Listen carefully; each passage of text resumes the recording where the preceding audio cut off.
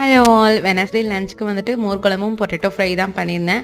மோர் குழம்புக்கு வந்துட்டு ஊற வச்சிருந்த துவரம்பருப்பு, அப்புறம் அரிசி, பச்சரிசியையுமே அது கூட வந்துட்டு கொஞ்சமாக தேங்காய், மிளகாய், அப்புறம் சீரகம், வெங்காயம் இது எல்லாமே போட்டு நல்லா ஃபைன் பேஸ்ட்டாக அரைச்சி இதோட ஆட் பண்ணி தான் செஞ்சுருந்தேன். இந்த மோர் குழம்போட டீட்டெயில் ரெசிபி நம்ம சேனல்லே இருக்குது. மேலே லிங்க் கொடுக்குறேன், ஃப்ரீ டைமில் செக் பண்ணி பாருங்கள். இன்றைக்கி வந்துட்டு லாஸ்ட் மினிட்ல தான் அந்த மோர் குழம்பு வைக்கிறதுக்கே முடிவு பண்ணியிருந்தேன்னா, ஸோ காய் எதுவுமே இல்லாதனால நான் வந்துட்டு வடை தட்டி தான் போட்டிருந்தேன். என்னுடைய ஹஸ்பண்டுக்கு வந்துட்டு எப்படின்னா வடை வந்து தனியாக சாப்பிடணும்னு நினைப்பாங்க.